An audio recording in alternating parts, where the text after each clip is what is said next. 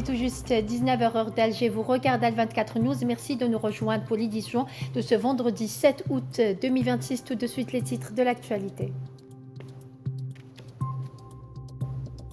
Escalade au Moyen-Orient. L'Iran cherche à mettre fin à la guerre par des solutions politiques justes. Les détails dans ce journal. L'Iran et Oman parviennent à un accord sur la réouverture du détroit d'Ormuz. Escalade au Moyen-Orient, l'Arabie Saoudite, la Turquie et le Pakistan signent un pacte de défense.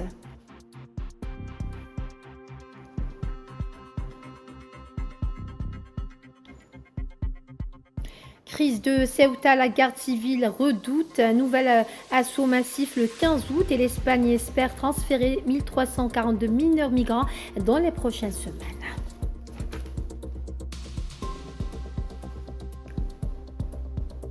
Bonsoir à tous. Si vous venez de nous rejoindre, on entame ce journal avec le dossier iranien. L'Iran a confirmé ses efforts pour mettre fin à la guerre et restaurer la sécurité dans l'ensemble de la région du Moyen-Orient à travers la diplomatie et des solutions politiques qu'il a qualifiées de justes. Le ministre iranien de l'Industrie des Mines et du Commerce a affirmé ce vendredi que la situation dans son pays constitue un défi pour les principes fondamentaux sur lesquels repose le système moderne du droit international.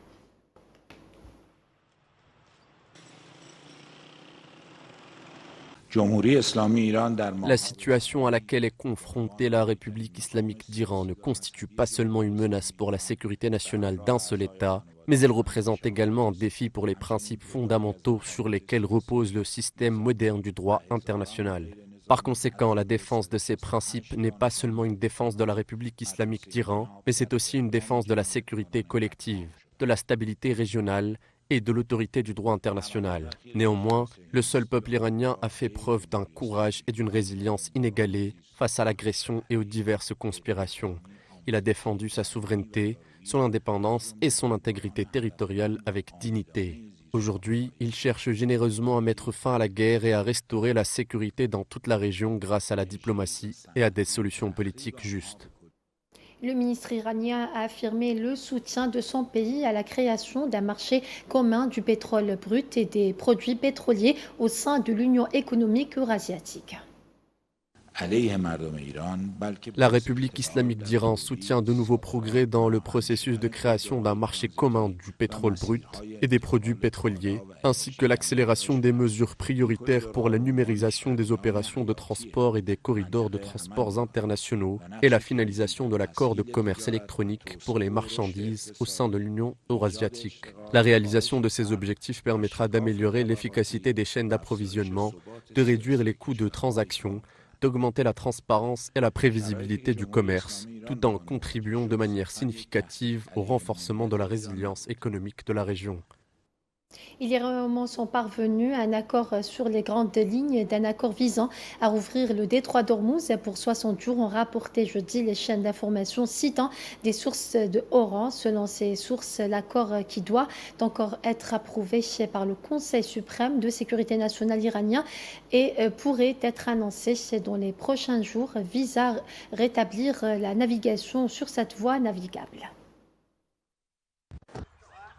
Après plusieurs semaines de confrontation, Donald Trump se veut confiant. Depuis la Maison-Blanche, le président américain affirme que la fin du conflit avec l'Iran est proche. Selon lui, un retour à la stabilité permettrait notamment une nouvelle baisse des prix de l'énergie aux États-Unis. Le prix du pétrole était tombé à des niveaux jamais vus depuis des années, notamment en Iowa. L'essence coûtait 1,85 ou 1,95 $. Mardi dernier, j'étais en Iowa, dans une station-service, et le prix était de 1,95 $, voire 1,85 $ dans une autre. Je pense que nous reverrons bientôt ces prix-là, dès que la guerre sera terminée, et je crois que ce sera bientôt le cas. Je ne pense pas que l'Iran puisse tenir encore longtemps. Autre dossier au cœur des discussions, le détroit d'Ormuz. Ce passage maritime stratégique par lequel transite une part importante du pétrole mondial reste l'un des principaux points de tension entre Washington et Téhéran. Donald Trump affirme que les discussions avancent dans la bonne voie. Il assure être directement impliqué dans les négociations et évoque une réouverture prochaine de ce corridor stratégique. Mais je pense que nous nous en sortons très bien. Je suis impliqué dans les négociations. Je pense que nous progressons bien. Cela pourrait être bientôt. L'Iran affirme de son côté avoir trouvé un accord avec le sultanat d'Oman pour mettre en place un nouvel itinéraire de navigation dans le détroit d'Ormuz, une initiative qui viserait à faciliter le transit maritime dans cette zone particulièrement sensible. Mais selon plusieurs médias iraniens, citant des sources locales, une réouverture complète de cette route commerciale dépendrait également des discussions avec Washington, alors que les États-Unis maintiennent leurs restrictions sur les ports iraniens.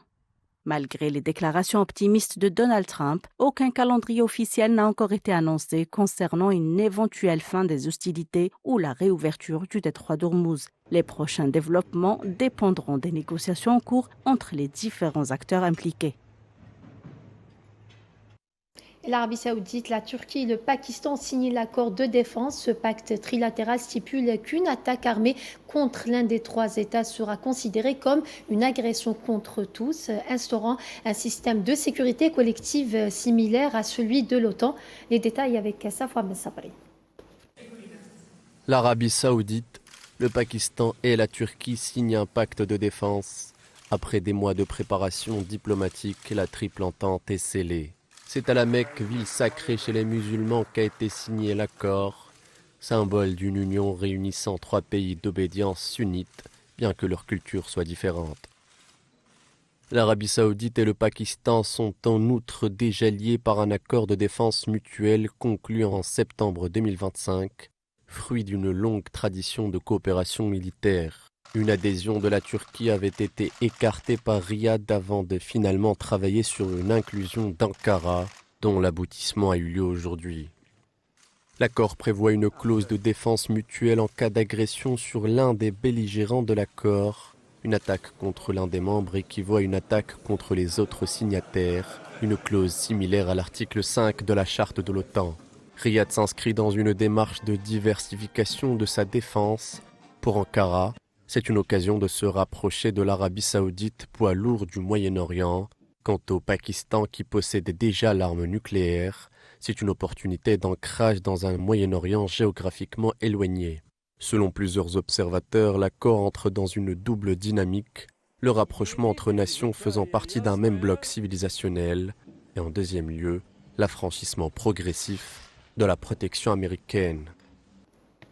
Le président turc Tayyip Erdogan a rencontré le prince héritier saoudien Mohammed Ben Salman le vendredi 7 août avant la signature d'un accord de défense conjoint entre les trois pays. La Turquie, l'Arabie saoudite et le Pakistan ont signé vendredi un accord de défense conjoint annoncé le ministère pakistanais des Affaires étrangères alors que les trois pays cherchent à approfondir leur coopération en matière de sécurité dans un contexte de tensions et de conflits militaires accrus au Moyen-Orient.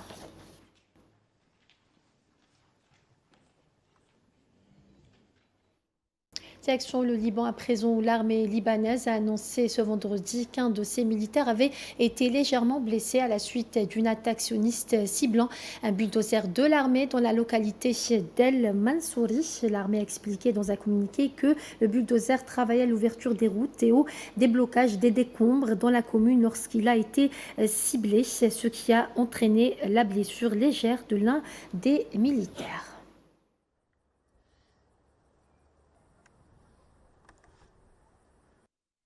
Et les Nations Unies ont déclaré jeudi 6 août avoir enregistré la plus forte escalade de l'activité militaire sioniste au Liban depuis fin juin, avec 120 projectiles tirés par l'entité sioniste en fin d'après-midi.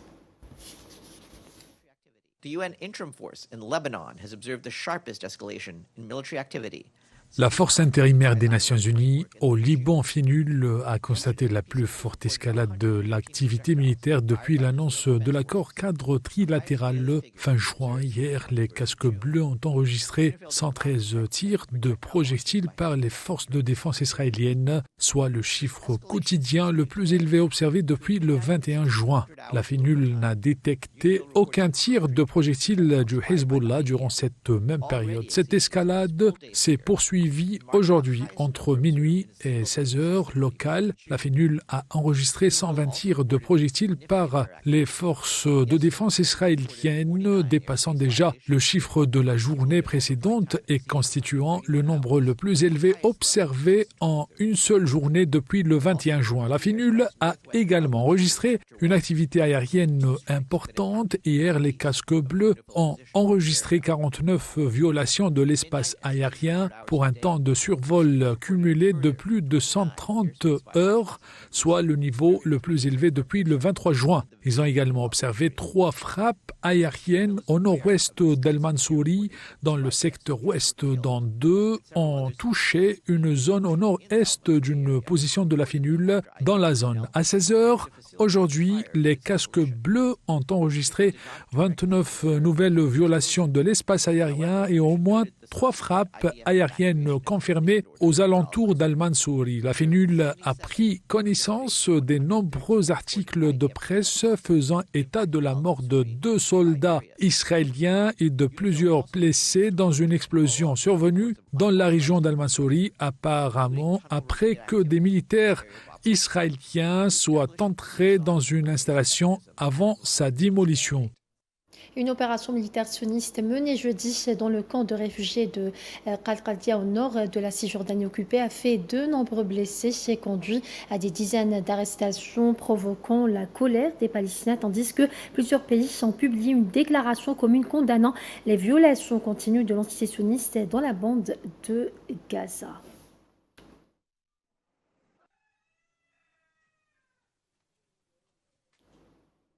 Au volet diplomatique de ce journal, le ministre d'État, ministre des Affaires étrangères de la communauté nationale à l'étranger des Affaires africaines, Ahmed Attaf, a souligné jeudi la détermination de l'Algérie à poursuivre le travail avec la République de Biélorussie afin de hisser les relations bilatérales à la hauteur des aspirations des dirigeants des 2 pays.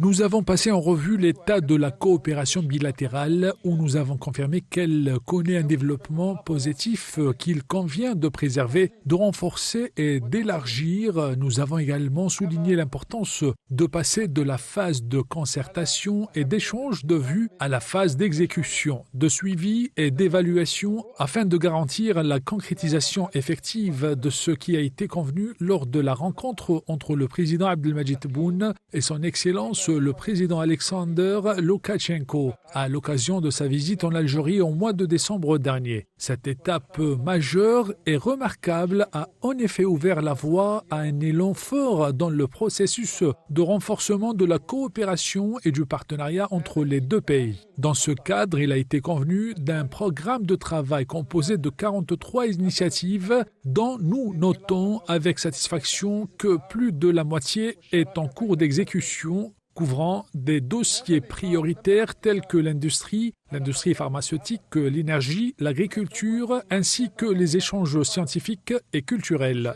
Cette coopération s'appuie sur l'existence d'une commission mixte de coopération et est encadrée juridiquement par 16 accords bilatéraux, dont 12 ont été signés lors de la visite du président Loukachenko en Algérie. Elle est également structurée par des mécanismes d'exécution, notamment à travers le Conseil d'affaires qui sera installé à l'occasion de la prochaine session de la commission mixte de coopération. À partir de là, nous avons insisté sur la nécessité d'accélérer la tenue de la 2e session de la commission mixte algéro-biélorusse en tant que mécanisme le plus approprié pour suivre l'exécution des engagements, évaluer le niveau des progrès accomplis et explorer de nouveaux domaines de coopération.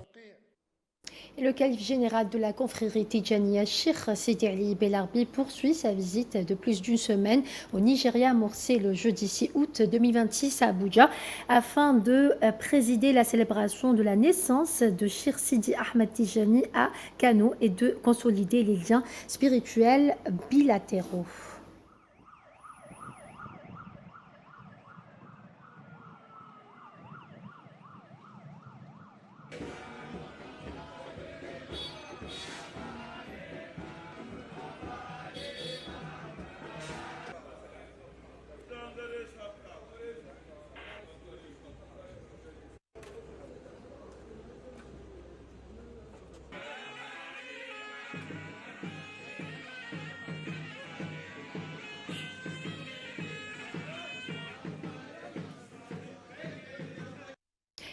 Dans le dossier sahraoui de ce journal, le maire de la ville française de Vitry-sur-Seine, Pierre Bellaloche, a affirmé la position constante de sa commune à l'égard de la cause sahraoui. Selon ce qu'a rapporté l'agence de presse sahraoui, le maire de Vitry-sur-Seine a réaffirmé dans son discours prononcé lors de la réception accordée aux enfants sahraouis et palestiniens participant au programme des vacances dans l'ouest de la France son soutien inconditionnel à la cause sahraoui.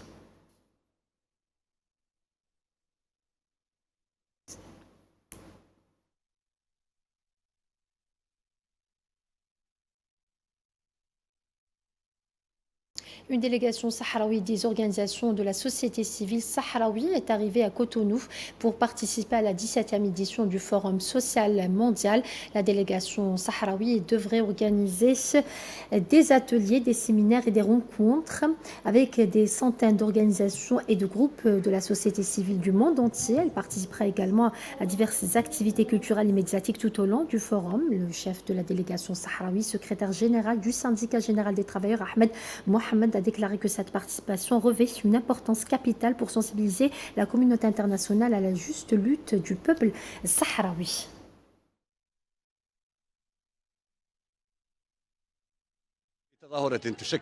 Une manifestation qui constitue un point de rencontre pour les voix réclamant un monde meilleur en matière de réalisation de la justice sociale, d'équité pour les peuples et de droit à l'autodétermination ainsi que d'engagement envers les causes justes. Il s'agit d'une tribune internationale qui se tient périodiquement à travers laquelle les mouvements de solidarité à travers le monde s'organisent pour faire face aux défis contemporains dans leurs multiples dimensions à un moment où les valeurs universelles le traversent, un véritable test face à la prépondérance des intérêts, à la machine politique et aux faiseurs du jeu des nations. Face à cela, les grands défis d'aujourd'hui se trouvent démultipliés par ce qu'il exige en termes d'unification, des efforts de modernisation des mécanismes de plaidoyer pour les causes des peuples, mais aussi de développement de ces méthodes afin d'élaborer un récit adapté à la réalité actuelle. Cela permet de faire face aux 2 poids 2 mesures et aux tentatives de contournement des droits des peuples à la liberté et à l'indépendance, comme c'est le cas au Sahara occidental et en Palestine. La garde civile espagnole et les services de renseignement surveillent de très près des appels massifs circulant sur les réseaux sociaux pour une nouvelle tentative d'entrée en force dans l'enclave de Ceuta le 15 août 2026.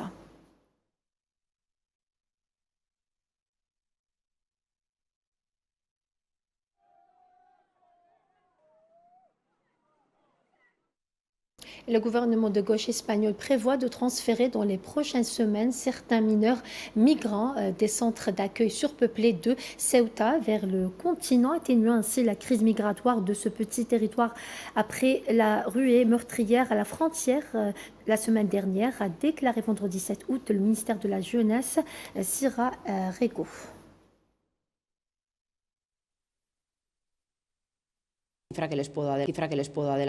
À ce stade, je peux vous donner le chiffre suivant.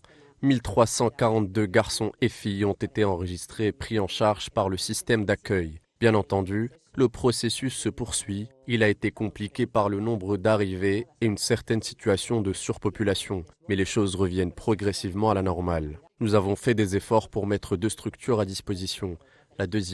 Une deuxième école publique est désormais disponible pour permettre l'accueil initial. Nous travaillons également à ouvrir des places supplémentaires pour prendre soin de ces garçons et filles. L'équipe du ministère de la Jeunesse sera déployée dès le 16 août afin d'agir au plus vite. Je pense que d'ici quelques semaines, nous pourrons constater les premiers transferts et placements en Espagne continentale.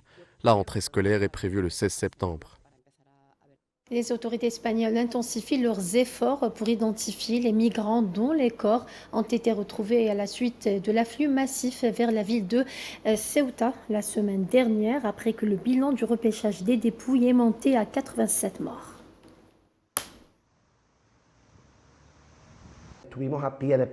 Nous avons été confrontés à un nombre si massif de victimes que cela a dépassé nos capacités opérationnelles. Tous les corps des migrants seront enterrés à Ceuta au cours des prochains jours à moins qu'un proche ne demande le rapatriement dans son pays d'un corps préalablement identifié. Il sera également possible d'exhumer les corps ultérieurement pour les transferts à l'étranger, sous réserve de l'autorisation d'un juge. Et dans le reste de l'actualité de ce journal, le nombre de cas confirmés d'Ebola en République démocratique du Congo a atteint 4053, dont 1850 décès selon une mise à jour publiée jeudi 6 août par les autorités sanitaires du pays.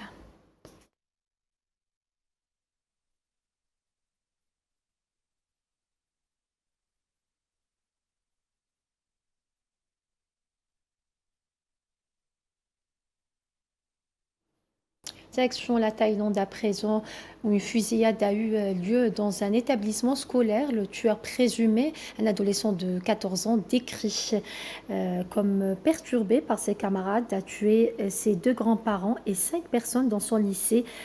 Au minimum 30 personnes ont été blessées dans cette attaque clairement planifiée.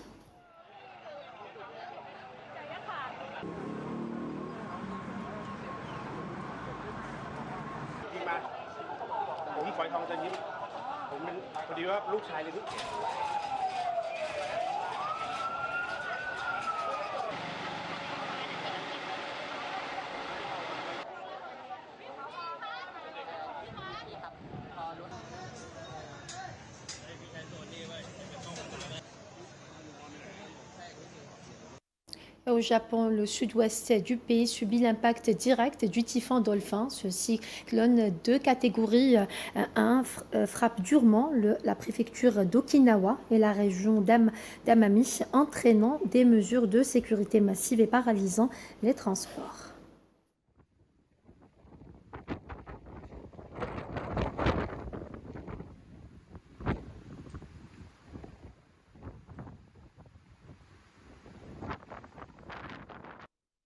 Dernière information avant de clôturer ce journal, les autorités indiennes ont annoncé aujourd'hui qu'au moins 97 personnes avaient perdu la vie à la suite des inondations qui frappent le nord-est du pays depuis quelques jours.